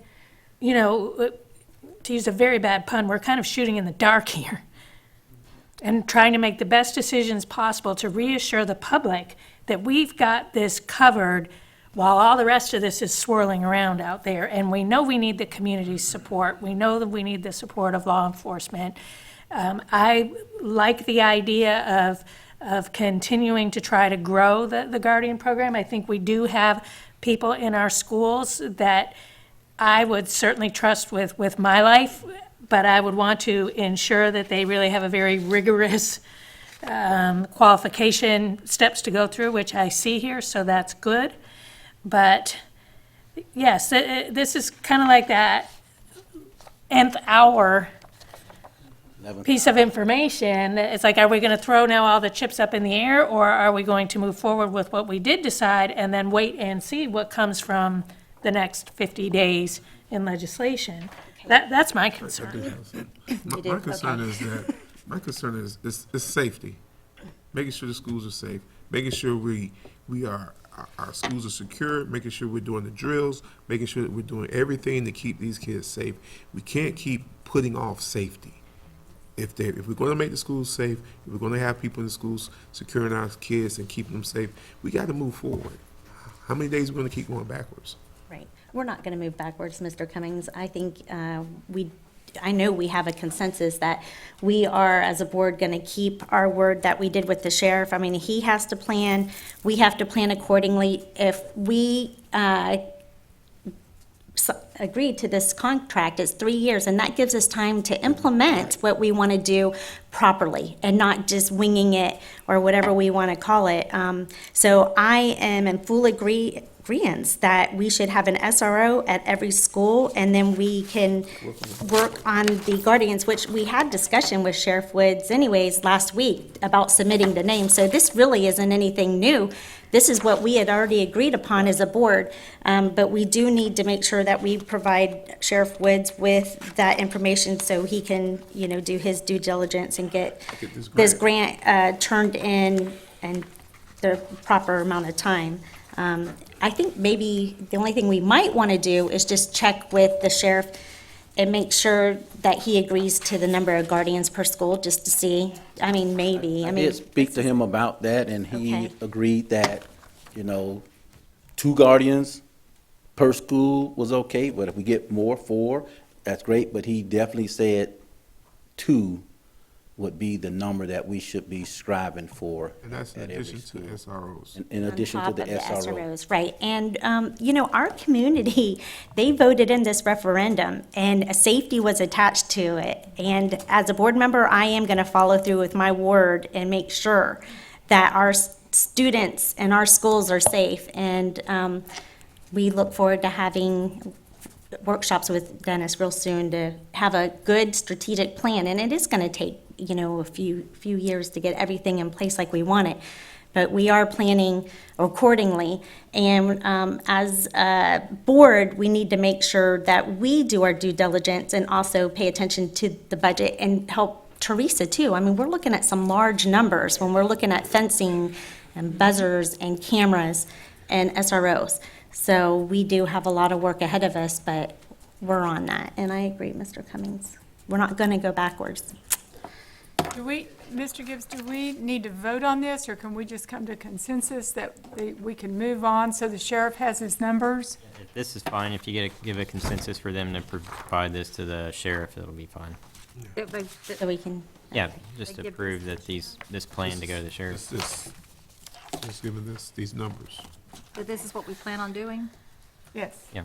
And a 3-year contract too, as far as that goes, we were clear with the sheriff when he was here, that when we were having the discussion, that under government contracts, It has an out we clause. have an out clause. So if next year it looks like we've got a better handle on this, we don't have to go through, even though we had consensus on the 3 years, we also had an understanding from our attorney at the same meeting that we don't have to go 3 years with this contract. Whatever plan we go through, the sheriff still has to approve it. Am I right? I think there's going to be some new legislation coming forward that's going to make a big difference in this. He still has to prove it. And if that's, yes, and if that's the way it stands right now, then that's what we have to go with. And there's a lot of moving parts to this, and it's an evolving process. Right. So I think we just need to keep it very clear to the public. I agree with Ms. King and Reverend Cummings. Keep it very clear to the public that safety is number one. And yes, so is fiscal responsibility, but we're going to do this in a straightforward, sensible way that allows us to be flexible to adjust to whatever continues to happen going forward. Okay. And then to circle back to, just to make it clear to the public, because they didn't have the letter, that this is a grant that's coming from the state through the Marjorie Stoneman Douglas Commission. They wanted to make sure we were aware of it, that there's $67 million available for all school districts, and it's dependent upon what is submitted from each school district, and it's only for participation in the Guardian program. So that's something that Dennis wanted me to stress, that Mr. McFadden, that the money couldn't be rolled into another safety funding line item. Like, we couldn't take the money and then use it for fences or for SROs. It's only for guardians. So Ms. Boston Ellis will provide the sheriff with these numbers tomorrow. Yes, ma'am. Okay. approval. So if we do the Guardian with this, if we add the Guardian, so we'll get the money connected to those guardians that we have, or? The sheriff will. The sheriff will. So that's, For training them and that sort of thing? and of course, then my sense is he may add something in for hours for his folks for training. So, and it'll be dependent upon how many districts submit and what they submit, who will get the funding. So the employee that's taking this, doing the Guardian program, they will not get any of Extra this? compensation. Any extra compensation? What do It we mentions a one-time $500 stipend for the guardian. However, when you think about it, the cost of a firearm, the cost of a holster, the cost of ammunition would quickly eat up that $500 and possibly more.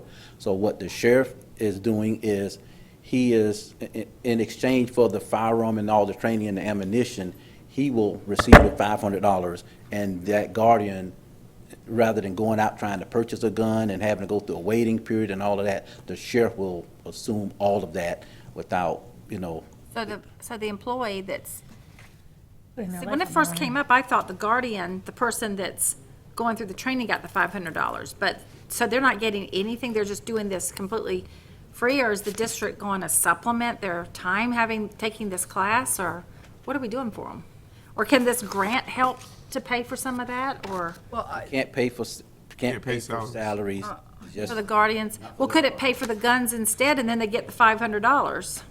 that, if the sheriff chooses to do that, the sheriff can do that. It's his call. It's, if he Sheriff's call. gives them the $500 and then turns around and purchases a gun, I don't, Out of this grant Out of this money? grant. Can we do I just don't think know. If the sheriff is getting the money, he's going to be able to buy more guns at a better price than an individual going to the store and buying a gun. So he's going to get a bulk price. So it would be better if he's able to. Right, but I never envisioned the person buying his own gun anyway in this whole thing. I just always thought that the person that went for the training got the one-time $500. That's the way I understood it until all of this. Right. I mean, I'm just now hearing something different. In the legislation, there's a lot of discussion about it, so nobody has a single answer.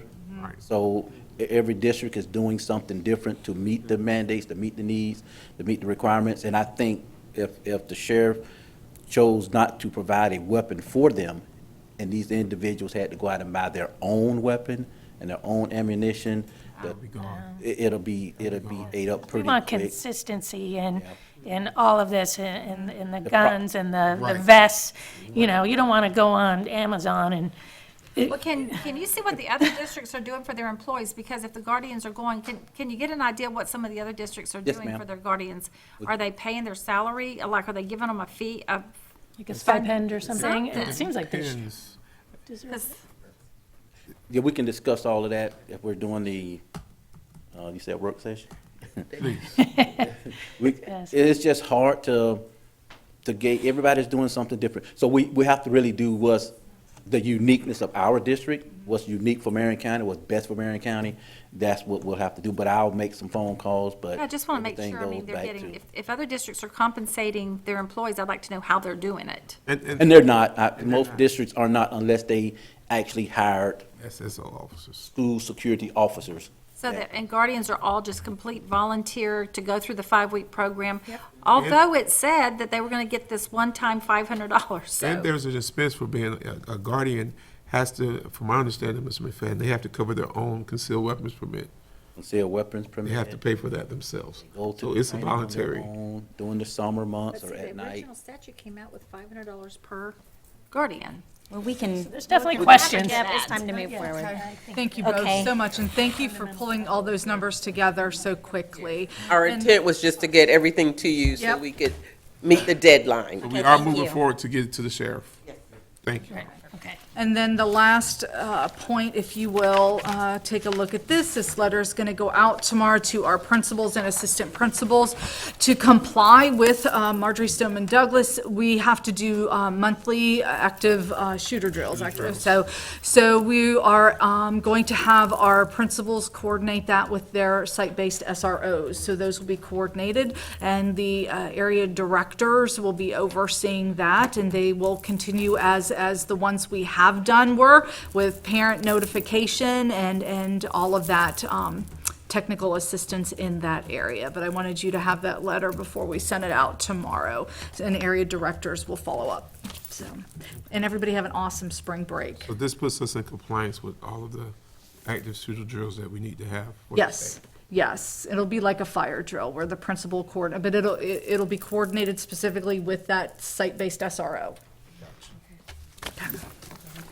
I know while we're on that topic, there is some discussion, and I don't even know how far it made it, but it just seems like our students are being drilled with fire drills and different things. And there hasn't been, I believe, a student that had been injured or killed in fire, I think since like 1958 or something. So I do believe there might be something somewhere that would include the students being drilled as much, like, you know, maybe elementary a few more times than the high school, but by the time they reach high school, they're drilled like once a month, I believe. Schools on are a lot fire. safer And now we than are they were working back in to the day. adjust that. Could you give a little synopsis? Well, right now, the state says as often as you do any other drills, you have to do active shooter drills. Right. So we have to do 11 fire drills a year, so we have to do just as many active Yeah. shooter drills. Why do we have to do so many? That's just what the state. Legislators. this- Ask the legislators. Yep, So Mandated. right. well- Now, the fire drills, there are some national standards, federal standards, and then there are state standards. When you look at other states around the country, they have amended those state standards to where some are having 6 drills a year, 4 drills a year, and they've adjusted them. I don't know how the state of Florida is doing it, but they're pretty adamant that they're not going to change or lower the number of fire drills, so we have to work with them and under the state statute.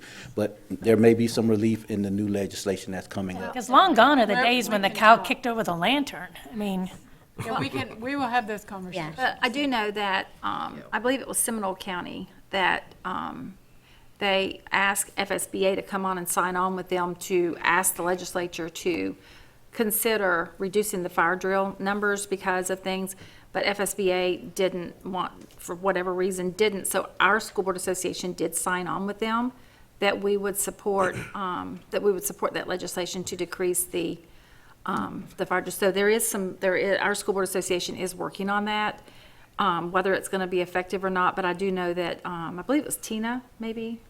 Tina Calderon. I believe it might have been Tina down. I'm not real 100% sure. I think that's who it was that we were working with down in Seminole County.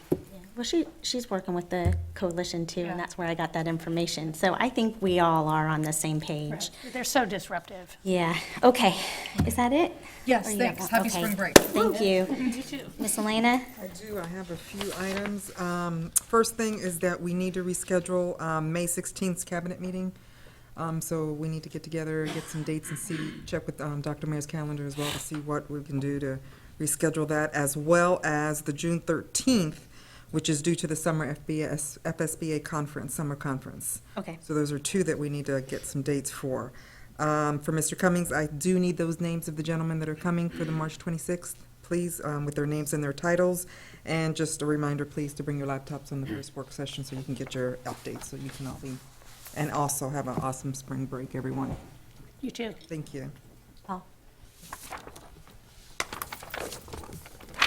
All right, at the last work session we went over the RFP for the superintendent search firm. In that RFP, there were a bunch of dates. After we met and had consensus on the dates, there was a conflict with one of the dates by a day. So I've given you new dates, and we are making some changes. We're moving, I believe it's the 25th, right? That was the new date? That is the new date. Yeah, So it was the 24th, so now we're making the 25th a whole day event. So it'll be an all day, plan on an all day event. On the 25th. On April 25th, yes, and then we have April 16th is, the other dates, and then April 10th. So it's not going to be at 1 o'clock, it's going to be all day? Yep, you'll have a morning session and an afternoon session. Okay. And then it changed from the 17th to the 16th. So if you see me start doing something on your calendars and you see cancellation, it will be because I'm putting your new dates on. Okay. Okay? And we'll start at 8, 9, do we know? On the 25th. Says 9. Oh, on the 25th. 25th, Right, it's on the not on 25th. here. I'll have to check with Mr. Collins. It'll be in your e-bites. Okay, great. Thank you. Thank you. We're still very much ahead of schedule on that whole process, right? Yes, and we just want to make sure everyone must be in attendance for these 3 meetings. Otherwise, they're not valid. So just please make sure that, we do have to have everyone here. Okay, thank On you. these April 25th meetings? So as long as my plane flies on the 24th, I will be here on the 25th. Yes, ma'am. That's Say our deed. prayers the night before. Everybody have a good spring break. We say prayers. Pastor Cummings? Listen, it's been a long first few months of this year, and I'm looking forward to spring break. I want to say to all of our students and our staff to please have a safe spring break. I know people will be out at the beach and at the and pools and stuff like that. Look out for the rip currents, and please don't leave your kids around pools unattended. We need to have everybody come back after spring break, and just have fun, and let's try to have some good downtime. And I'm ready to go because it's my birthday. Miss McCall? Same thing, I want to wish everybody a happy spring break. I was very honored to be chosen by the Florida School Board Association to sit on the Florida Schools Music Association Board of Directors. And we had our first meeting last weekend, and it is really amazing how many different groups and organizations it takes to run all the music and have all of the assessments and the Allstate tryouts, and I was pretty amazed. I knew it was big, but it's really big, and there's a lot of great things going on in the state of Florida with music, so I was very honored to do that. I've also had the privilege to sit in on our Take Stock in Children interviews of our students. We have 50 slots, and we had 250 children apply. So we actually, beginning tomorrow, I believe we'll be making our journey to, or they will, I won't be there, to announce the winners. But it's, if we had more money and more mentors, we could have more kids in the program. So, and I want to congratulate all of the STEAM Showcase winners and the History Fair winners. The displays were absolutely marvelous, and hundreds of them. There were a lot of displays. Congratulations, kids. It was a lot of fun. And again, I want to remind everybody, Thursday evening is the Charlie Dixon Elementary Music Festival, and then the Honor Choir on Friday night. So thank you, everybody. Have a safe, healthy, restful spring break. Ms. Stacy. I don't really have anything to say. I'm just looking forward to everybody getting away and the teachers being safe, and and I'll miss you guys. We spend so much time together. I know. We'll see each other in the morning and That's Thursday. true, and then Thursdays. It ain't over yet. It's not over. One day at a time. I do have a couple of things. I just wanted to mention Nancy Noonan, and you know that you've created something lasting when people are talking about, well, just the last funding referendum was passed. And the original school funding referendum was passed 4 years prior to this year, and then it was not passed a couple years prior to that.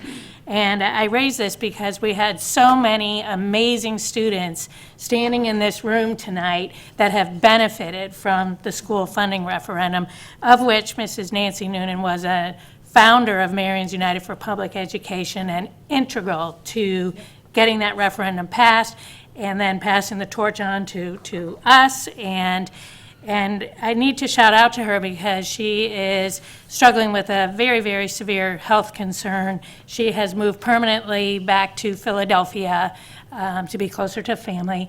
And so please keep her in your prayers. She was definitely a dynamo, and there are certain people that they just transcend anything that has to do with party or drama or anything like that. They are 150% for kids. And so I just wanted to mention her. I have no idea whether or not she's watching, but it's important for people to remember that there are folks that blaze the trail, and Nancy was definitely a trailblazer, definitely a mentor of mine, and I just can't appreciate her friendship and professionalism enough. And moving on, we started our external operator interviews for Oakcrest Elementary School yesterday. We interviewed 2 companies. We'll be interviewing 4 more tomorrow, so that's going to be a marathon for a total. Or Thursday, yes, jumping ahead. So there'll be a total of 6.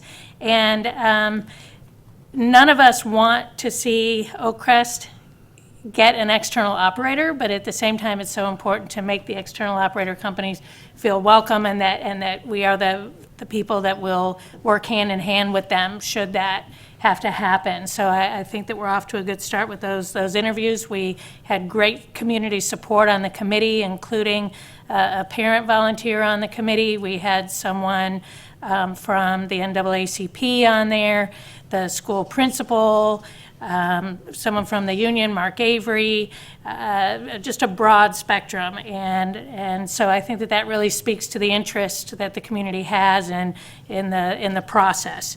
So that's going well.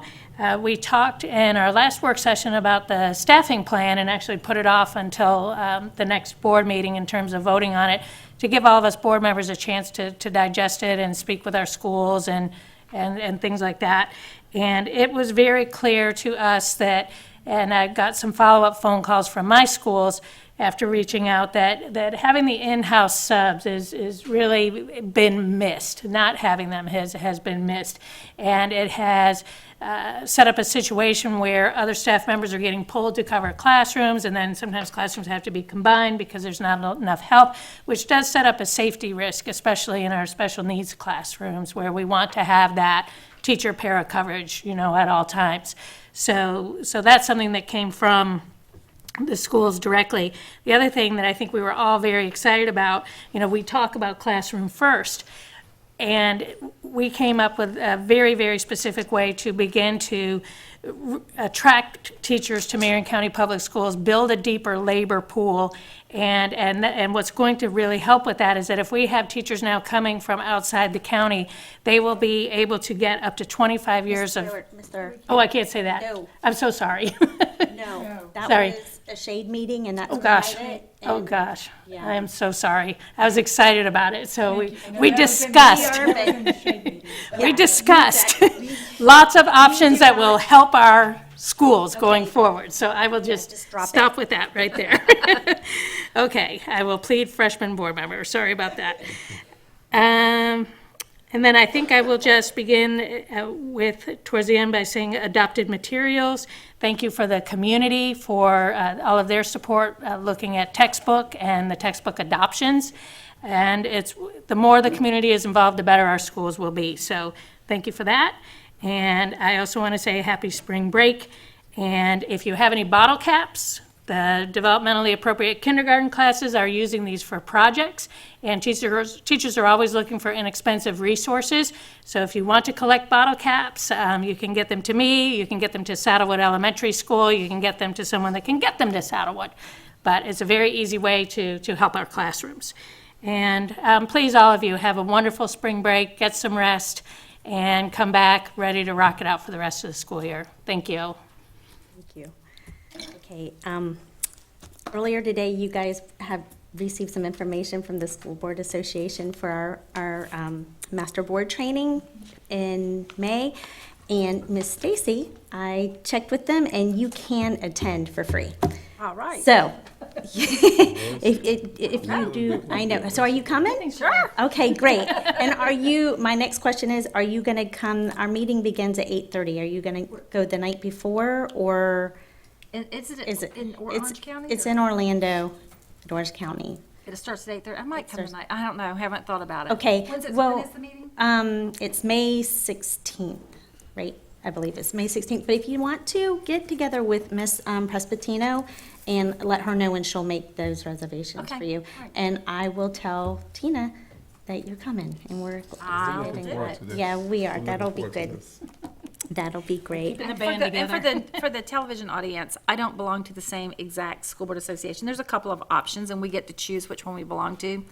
And so I was willing to be a part of this master board certification, but I didn't feel like if they had to meet with 4, they shouldn't charge for the 5th, or I would have to say, I didn't think that was right. So thank you, FSBA, for bending the rules a little bit and going along with Miss Cantankerous Nancy and allowing us to include me for free without the school system paying another $1,000. Keeping the band together. Exactly. Yeah. Yeah, there's about the negotiations. Okay, and I also just want to tell everybody to have a wonderful spring break and get lots of rest and do exactly what you want to do during this time, because a week is going to go by really quick. Okay, now we're going to move forward. Before addressing expulsion matters, I wish to acknowledge that board members have received the alternative placement list for students through February 21st, 2019. Mrs. Martina Lopez, are there any parents who have submitted a timely request to speak on their child's disciplinary matter? Yes, 2 off air. You have 2? Yes. Okay. So now I gotta go to 28. We need to go ahead and vote on the first expulsion. So do that and then go, okay. I'll just have to fix that. May I have a motion to approve the expulsion of student JD 19-100, JD 19-101, JD 19-102, JD 19-103, JD 19-104, JD 19-105, JD 19-106, JD 19-109, JD 19-110E, JD 19-111E, JD 19-113, JD 19-114, JD 19-115E, and JD 19-116 with educational services for the remainder of the 2018-2019 school year and all of the 2019-2020 school year. So moved. Moved by Ms. McCall, second by Mr. Cummings. Do we have any discussion? Okay, seeing none.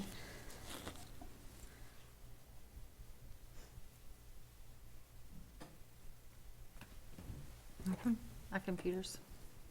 Mine didn't I'm out. come up. You just want me to do a verbal? Okay, all those in favor signify by saying aye. Aye. Okay, and the motion passed 5-0. There being no further business? We have one more. Oh, we have one more. Oh, sorry, I'm just ahead of myself tonight. May I have a motion to approve the expulsion of student JD 19-108 without educational services through the remainder of the 2018-2019 school year and all of the 2019-2020 school year? So moved. Moved by Ms. McCall, Second. second by Mr. Cummings. Do we have any discussion? Seeing none.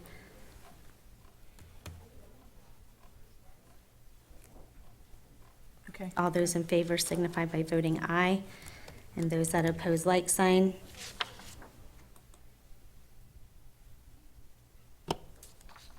Ms. Stacy, nothing for you? Aye.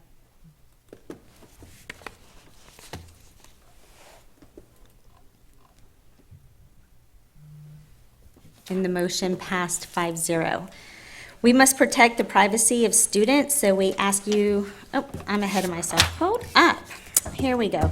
There being no further business, may I have a motion to adjourn? So moved. Moved by Ms. Thrower, Second. second by Mr. Cummings. No, we're not. I didn't think so, but I'm, It says turn the page. Yes, right there.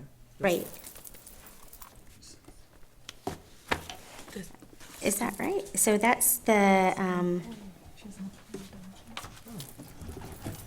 I got it, okay. We must protect the privacy of students, so we ask you to identify your child according, but I say that, JD 19-112 and JD 19-107.